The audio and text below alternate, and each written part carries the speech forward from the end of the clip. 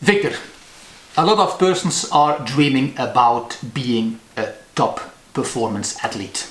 So for sure they asked you, what are you doing to perform at that high level? I'm just asking you the opposite. What are you not doing to perform at that high level?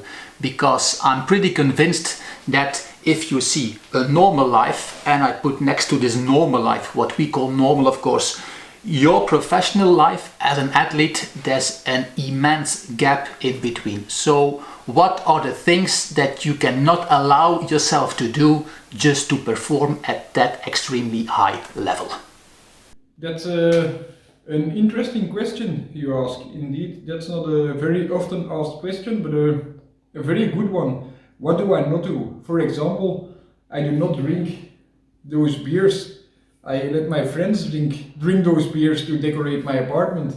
I try to go to bed early. I am always like going to bed at 10 o'clock, and I don't do so many social activities. I think the hardest thing about being a top level professional cyclist is you have very limited social activities, and you are a lot abroad, and you don't have so much time for friends and family also, and your girlfriend also not.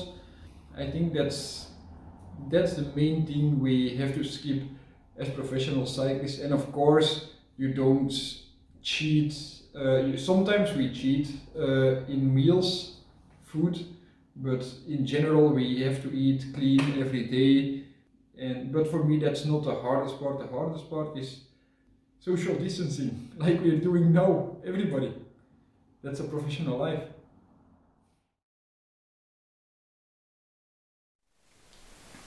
Victor, question number 2. If you prepare an event, it takes you a very long time physically to prepare for a specific goal that you want to reach. That's the physical part. My question is, how do you prepare mentally? So how can you focus for a very long time if you leave, for example, a few months for training in Africa? And do you visualize? Do you meditate? And how do you work on this one? How do you train your mindset? So the mindset, that's a hard one. Especially like you say, if I go to Africa for 2 months, and when you have a really long time to prepare something, you also have a really long time and really a lot of time to ask yourself questions. Why am I doing this? As an athlete, I always had the goal to be the best of the world, the best of everybody. I had it when I was a youth swimmer, and then I changed to triathlon. I only started cycling at the age of 19, and I started cycling because I was believing that I could become the best cyclist in the world. And it was not possible as a triathlete or as a swimmer. And now I have the world hour record, which is the fastest man of the whole world of all times. So I'm pretty close to being the best. And that's always my motivation. I don't ask too much questions. I just really am striving to be the best. And sometimes, of course, there are difficult times that you ask yourself some questions, and then sometimes I do some meditations, as you say, but not so often. I more like, I really know what I want, and I just try to have one goal and don't think about too many other options, because also I could more social life and things like that are also really funny in life, but one girl and one goal only. That's the best thing to prepare mentally.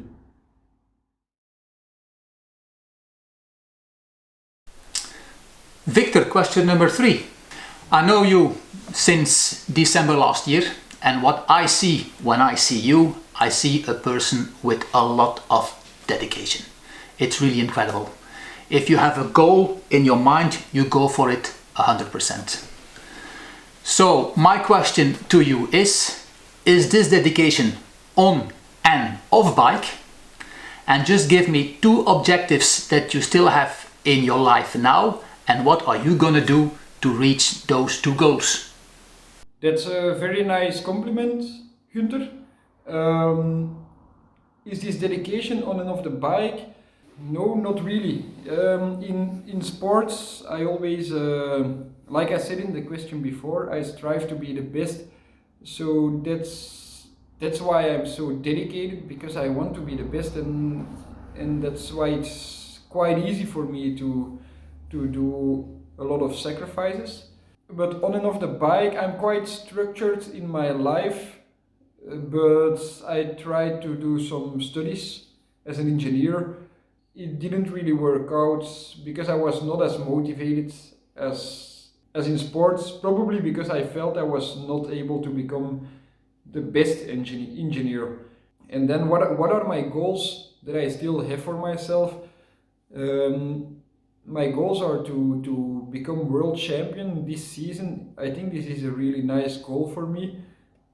At one day I also want to become an Olympic champion. That's, I think, more or less the same, like one day an important championship, being the best of the world. And then also I want to win a stage race, a world tour stage race.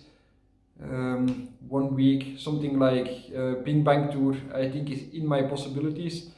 Becoming the best possible time trialist in one day in the world at a championship. I think I know quite well what to do for that, because I have been double Belgium champion, double European champion. I just have to work on what I'm good at and even get better.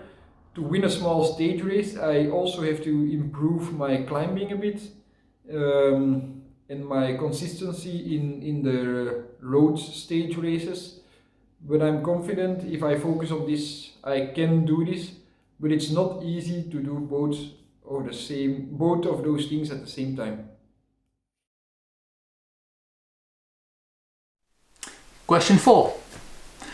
Victor, when I see you, I see a person who is always ready to share his knowledge with everybody.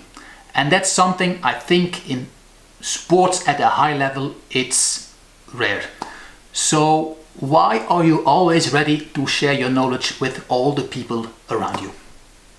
That's quite an easy question. I just am really willing to help my teammates, and building up this knowledge took some time for me. But it's not a hard part of being a good time trialist. The hard part of being a good time trialist is using all this knowledge and being dedicated to all the theoretical parts you are willing to do on training, and keep on believing in the training strategies and keep on doing them on training. If you're not doing the things you should do daily, you will never have the results you want. When you have the knowledge, you still have to do it, and that's the hard part about it. And I know I can do it, and I hope some of my teammates can do something close to that so they can improve. And I want to give them the knowledge, but if I would think by telling the knowledge they would all become better cyclists than I am, then it might not be really smart to tell everything I know. But I'm really keen to help them to become better cyclists, but to become better as I am, they still have to do a lot of work after knowing what I told them. But the knowledge can be the first step.